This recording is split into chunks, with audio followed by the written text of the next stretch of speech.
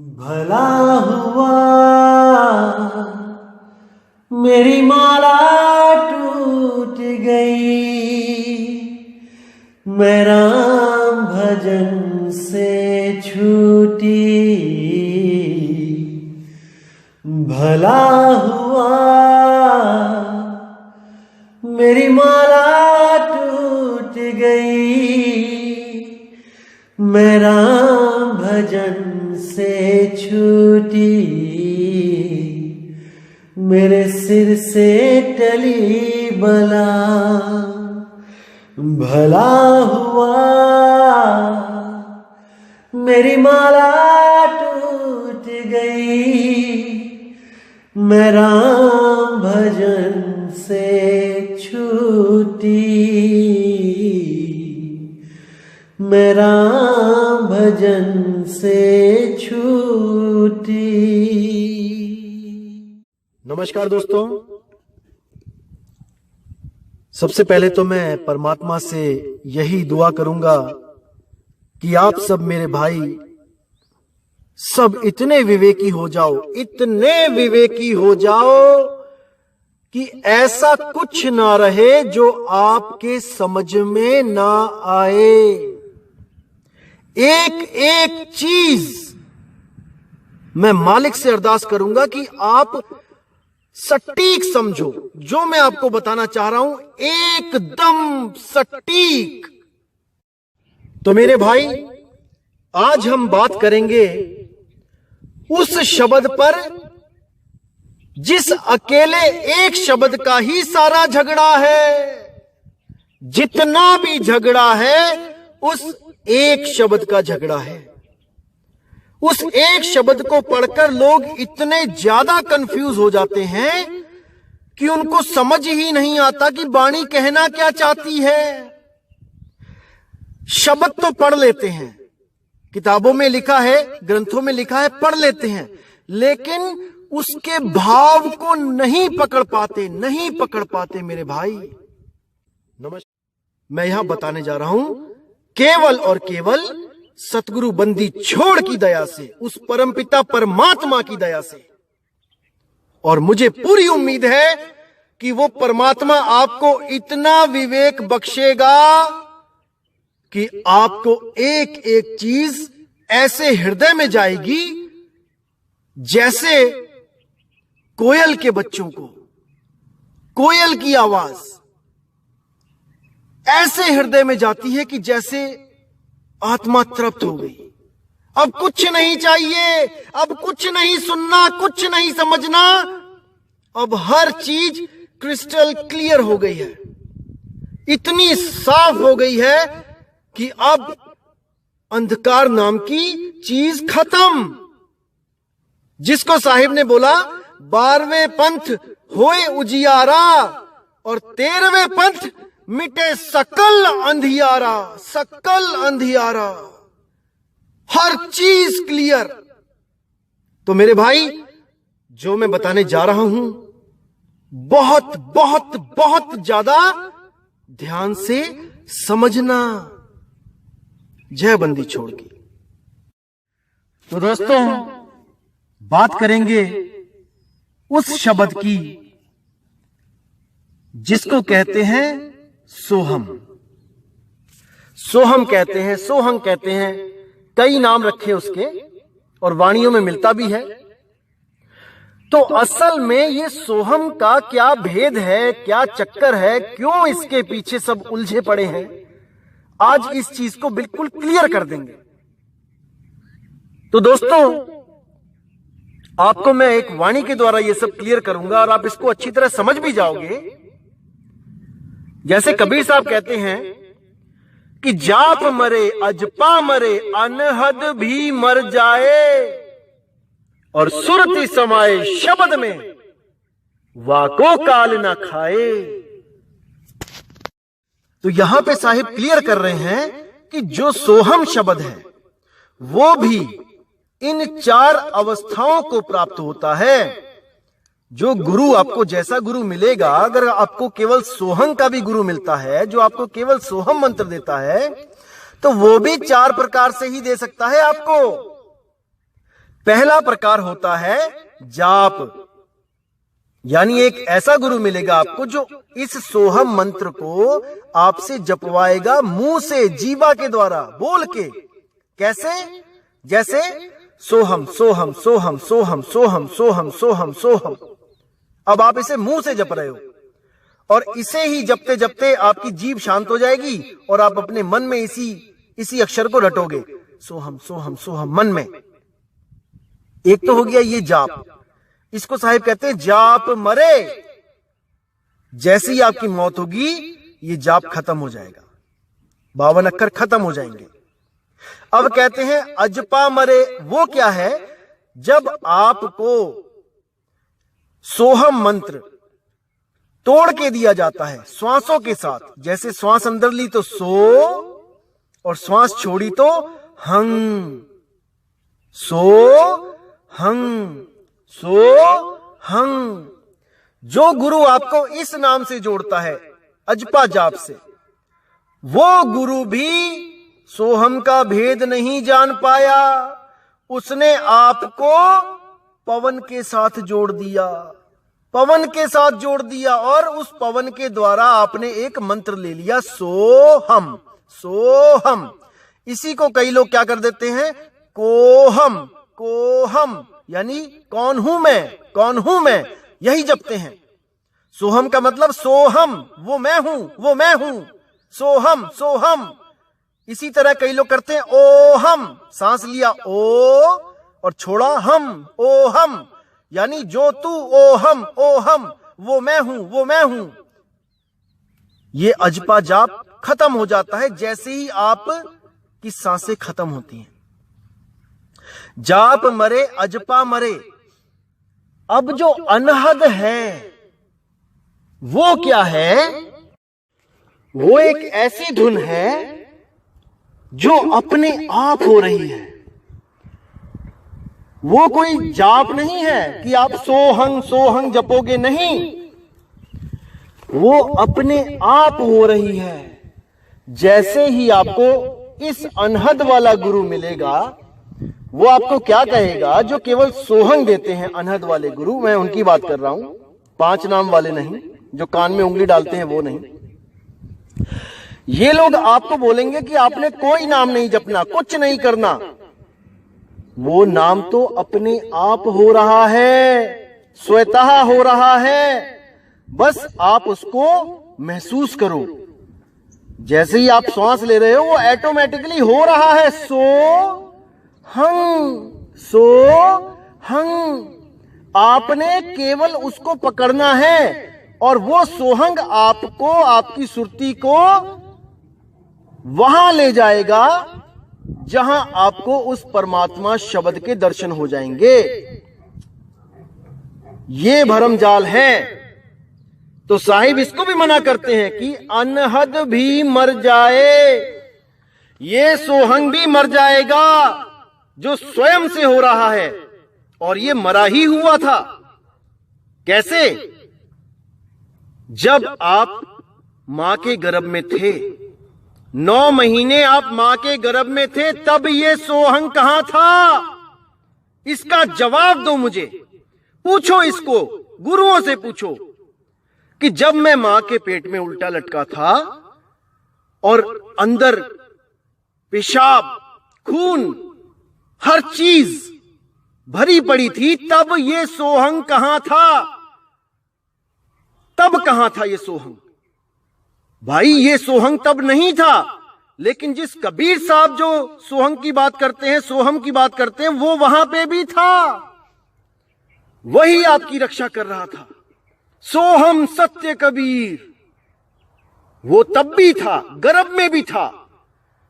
जब आप एक भट्टी में पड़े थे, उस कच्चे घड़े की तरह जिसको पकाया जा रहा था, तब उस मालिक ने उस शब्द के साथ श्रुति को जोड़ा जो श्वासों से भी न्यारा था। तो साहिब कहते हैं, हे धर्मदास, जब मैं उस नरक में अपने जीवों को देखने आया, जब उनकी चीखें पुकार सुन के मैं वहां पहुंचा, तो उस नरक की सारी अग्नि ठंडी हो गई। अब देखिए वहां लिखा है, इसका मतलब क्या है कि जब आप गर्भ में कच्चे घड़े की तरह पड़े थे और पकाए जा रहे थे, आपको एक पल भी चैन नहीं आ रहा था, तब आपकी सुरती को सतगुरु साहिब ने उस शब्द में लगा दिया जो उस समय आपके पास था। वहां पर भी वो इतना समर्थ था कि आपको उस अग्नि से बचा सके, और सारी सुरती आपने उस शब्द में लगा दी। उस मालिक ने जब वहां शब्द बख्शा ताकि इस गर्भ जून की, इस महाअग्नि की दुख भरी घड़ी को हम सह सकें, हम उस गर्भ में 9 महीने पूरे कर सकें और उसके बाद हम इस दुनिया में आ सकें, और बाहर आके हम इसी शब्द को एक सतगुरु से प्राप्त करके दोबारा उसमें जीते जी सुरती लगा सकें, ताकि हम जीते जी मुक्त हो जाएं, जीते जी मुक्त हो जाएं। तो साहिब कबीर ने हमें वो शब्द बख्शा और हमने उसमें पूरी सुरती लगा दी। अब सुरती को कोई कष्ट नहीं होगा, कुछ महसूस नहीं करेगी वो, क्योंकि उसको शब्द का सहारा मिल गया, उस सोहम सत्य कबीर का सहारा मिल गया, जो जाप अजपा अनहद से भी न्यारा है। उसको समझना है। अगर उसको नहीं समझे तो मेरे भाई वो होने वाला है जिसकी आप कल्पना भी नहीं कर सकते। जिस गर्भ में आप जाके उल्टा लटकोगे, वहां पर इतनी आग लगी होगी कि आपको एक एक पल गुजारना इतना मुश्किल हो जाएगा कि आप पल पल मालिक को याद करोगे कि हे मेरे मालिक, आपका सत्संग सुना था, मूल ज्ञान मैंने सुना था, लेकिन इस मन के अहंकार की वजह से मैं आपकी बात को नहीं समझ पाया। मुझे एक बार और मनुष्य का चोला दो मेरे मालिक, एक बार और मनुष्य का चोला दो। फिर यही अरदास करोगे मेरे भाई, अगर इस बार नहीं समझा तो वाणी कहती है, साहिब कबीर बख्श जब दीना, सुर नर मुनि सब गुदरी लीना। कि जब साहिब कबीर बख्श देते हैं तब सुर नर मुनि दोबारा ये गुदरी लेते हैं और इस दुनिया में आते हैं और फिर अपनी अधूरी भक्ति उसको पूरा करने के लिए गुरुओं को ढूंढते हैं। लेकिन अगर वो विवेक नहीं करेंगे भाई, वो दोबारा 84 में चले जाएंगे, दोबारा गर्भ में चले जाएंगे।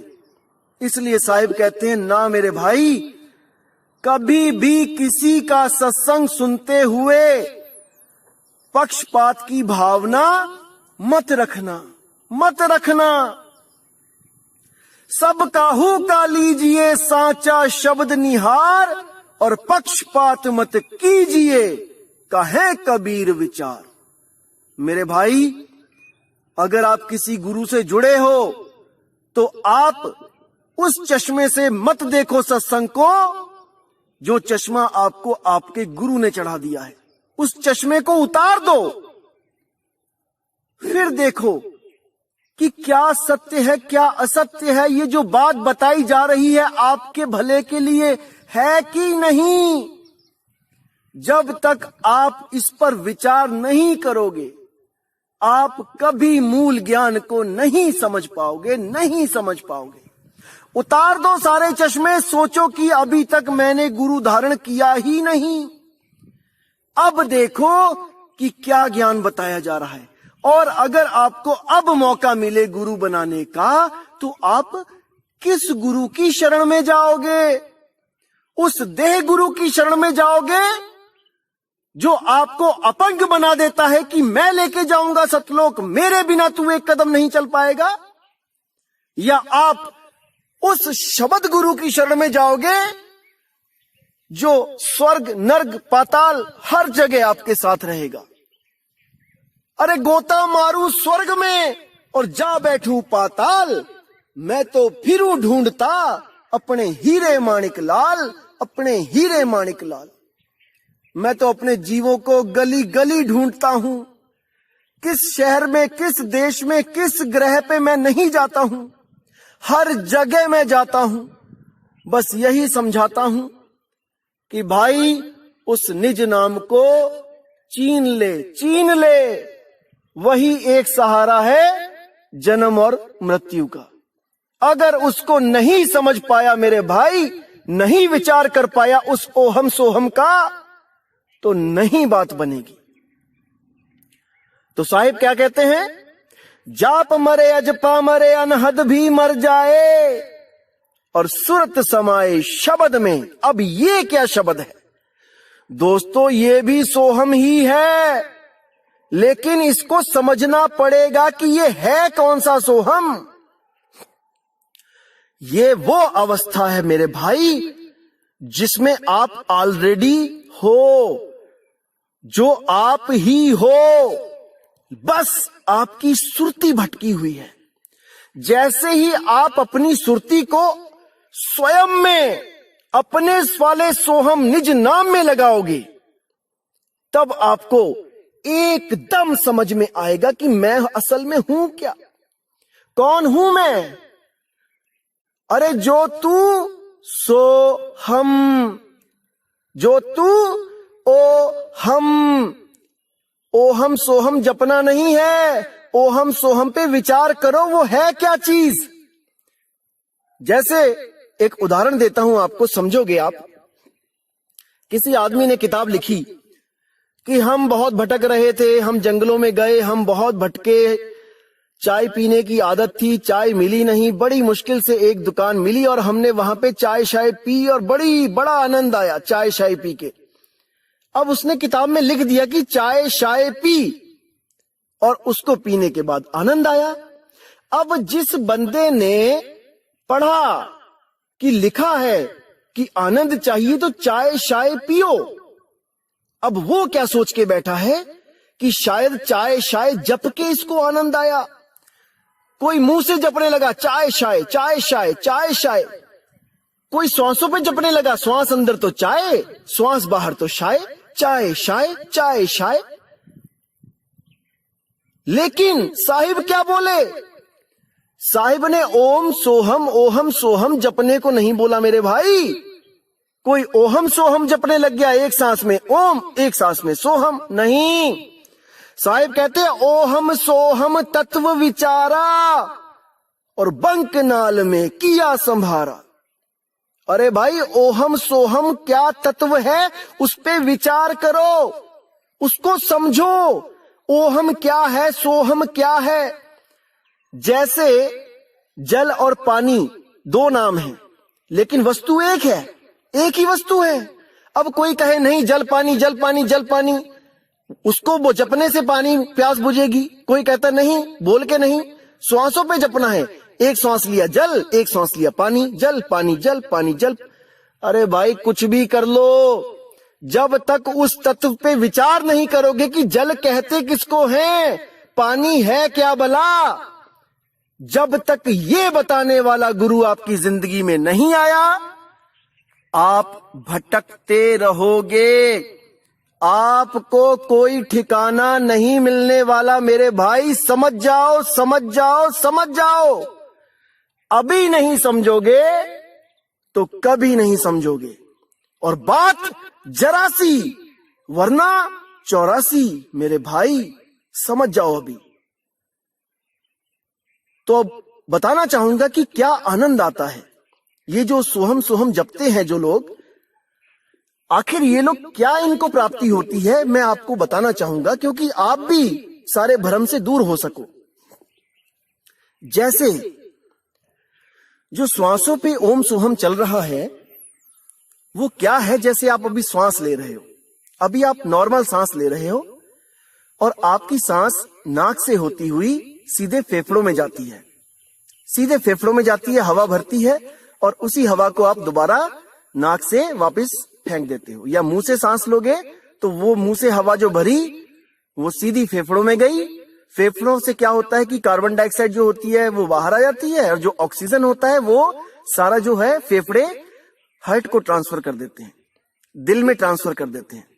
और दिल क्या करता है, उसमें जितने भी ऑक्सीजन के मॉलिक्यूल्स होते हैं उनको ब्लड के साथ मिला के पूरे शरीर में ट्रांसफर कर देता है। तो सांस ली, ऑक्सीजन यूज करी और कार्बन डाइऑक्साइड बाहर निकाल दी। अब एक होता है नॉर्मल सांस लेना, जो आप ले रहे हो, इसमें कोई आनंद नहीं है। जैसे आप नॉर्मल सांस ले रहे हो, आनंद नहीं है। लेकिन जब इस सांस को आप अजपा जाप बना देते हो, जब श्वासों के द्वारा जपने लग जाते हो, या फिर कुछ भी ना भी जपो, श्वासों पे ध्यान लगाने लग जाते हो, तो ये श्वास उलट जाते हैं, ये ऊपर की तरफ चले जाते हैं। जैसे आप नाक से अगर पानी पियोगे तो आपको नाक से पानी अंदर जाए तो एकदम इतना ज्यादा कष्ट होता है। जो पानी ऊपर दिमाग की तरफ जो चला जाता है बहुत कष्ट करता है, इतना कष्ट होता है कि बंदा कहता है अरे बाप रे क्या हो गया ये। क्योंकि वहां पर जो खाल होती है बहुत सेंसिटिव होती है, बहुत पतली खाल होती है। उस खाल में पानी लगते ही ऐसा लगता है जैसे जलजला आ गया, दिमाग हिल गया, क्योंकि वो खाल इतनी महीन होती है, इतनी सेंसिटिव होती है कि इस द्रव्य को झेल नहीं पाती। लेकिन जब यही योगी इस सांस को उल्टा करते हैं और वो श्वास जब वहां पर टच करती हुई जाती है तो इतना आनंद आता है, इतना आनंद आता है कि उनको लगता है कि वाह, शायद कबीर साहब इसी आनंद की बात कर रहे हैं। शायद यही आनंद वो आनंद है जो कबीर साहब कहते हैं कि परम आनंद है, मरने पर ही पाइए पूर्ण परमानंद। नहीं मेरे भाई, नहीं, ये तत्वों का आनंद है, ये तत्वों का आनंद है। वो आनंद नी अक्षर, नी तत्व है, उसका इन तत्वों से कोई लेना देना नहीं है। ना वायु तत्व से आनंद आने वाला है, ना जल तत्व से, ना अग्नि से, ना पत्थरों से, किसी से नहीं भाई। समझो इस बात को। इसीलिए ये अज्ञानी, ये अधूरे गुरु खुद तो इस तत्वों के आनंद में उलझ जाते हैं और अपने शिष्यों को भी उलझा लेते हैं। जैसे आप ध्यान देना, हमारे शरीर में जितनी भी चमड़ी है, देखो अलग अलग जगह अलग अलग तरह की चमड़ी बनी है। सिर के ऊपर देखो, जो बाल हटाओगे वहां पे चमड़ी अलग है। हमारे हाथों की चमड़ी देखना, जो हाथों के बैक साइड में है वो चमड़ी अलग है, मोटी है। हाथों के अंदरली साइड देखो, हथेली में, वो चमड़ी मोटी है, ठीक है। और बाकी शरीर की चमड़ी मैच करो, अलग अलग जगह अलग अलग सी चमड़ी है, कहीं मोटी है कहीं पतली है।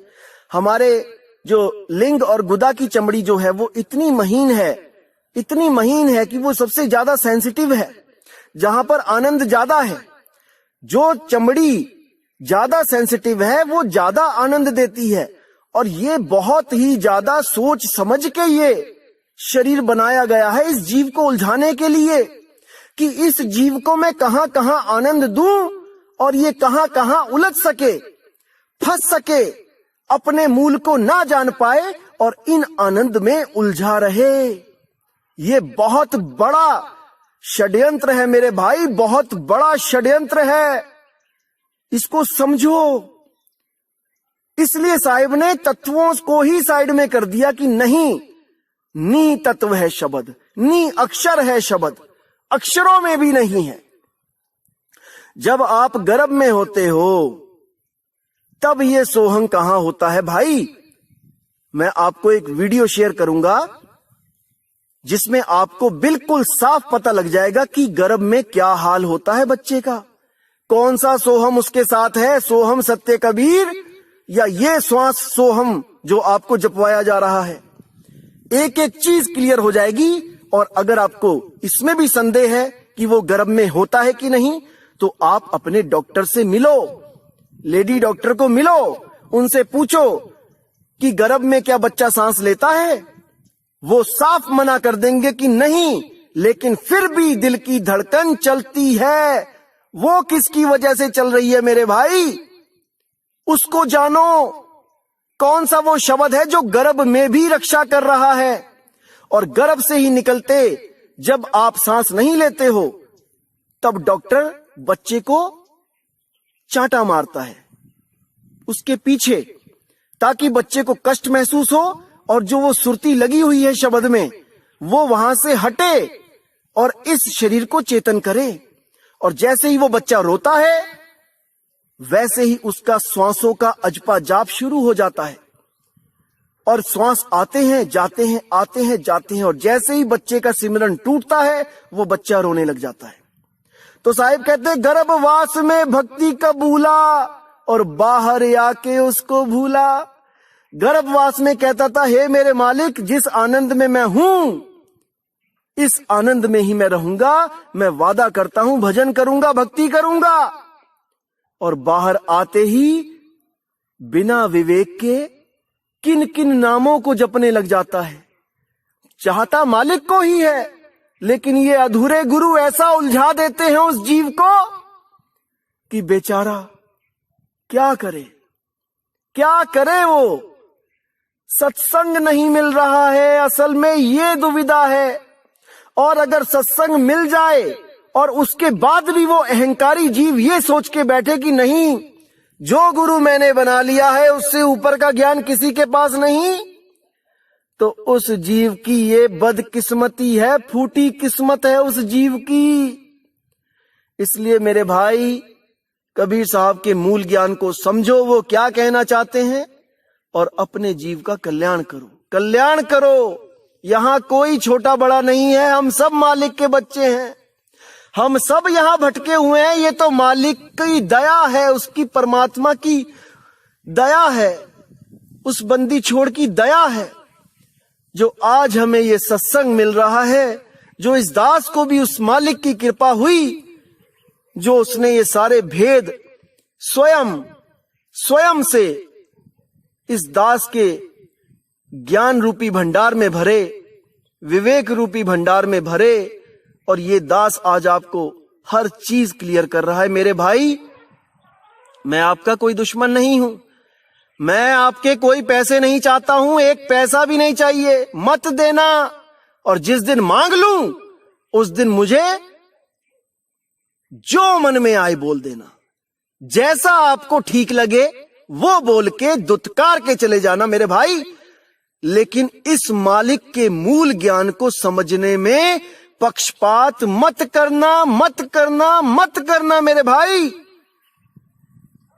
समझो इस बात को, आपके भले की बात है भाई, भले की।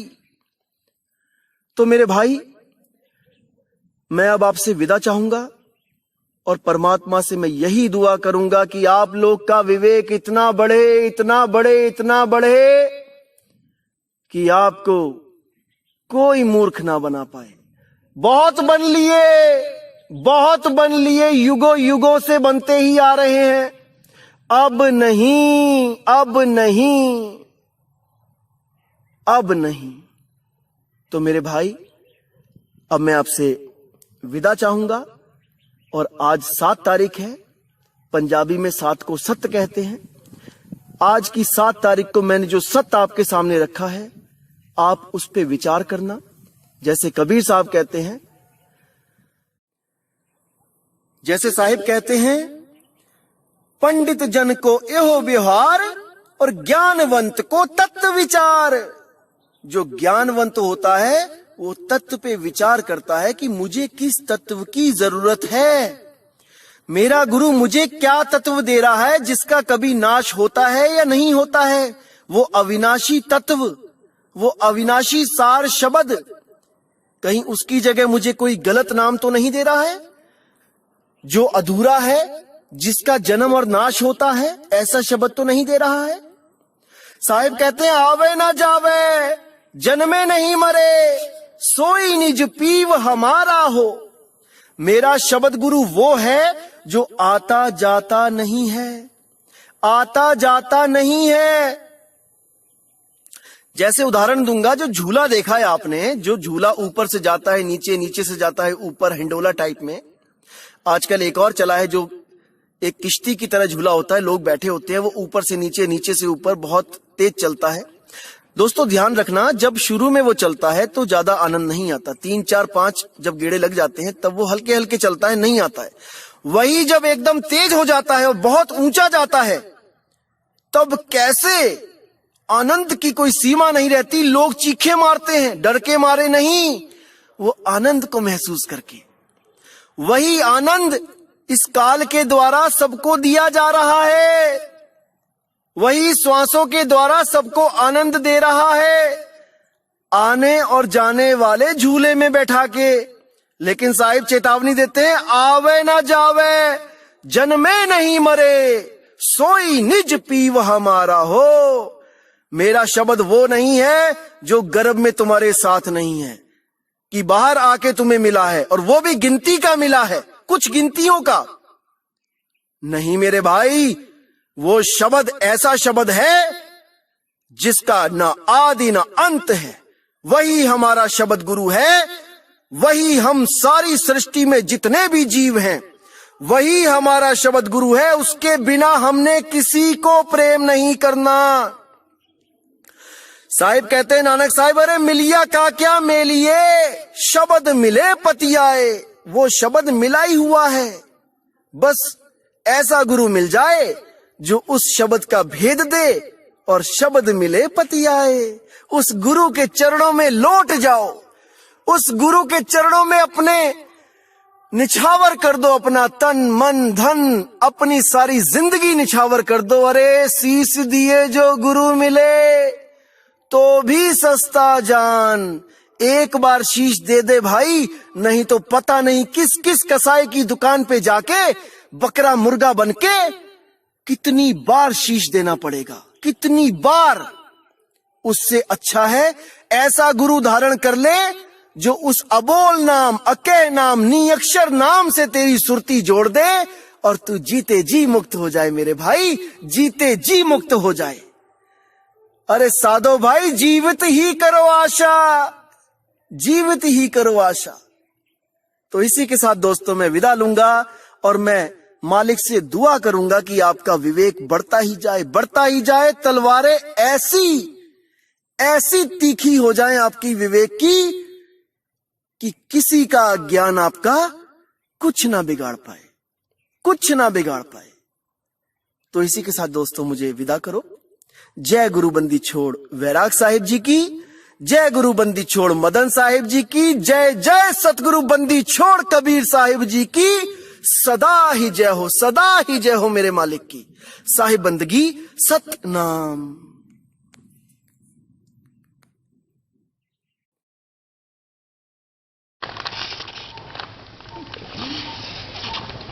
Good work. There we go.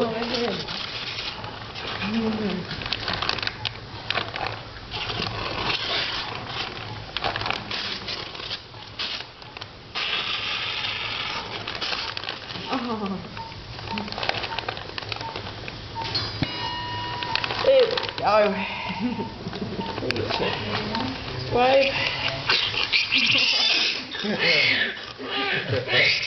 Hey everyone, it's a good one. Definitely a good one.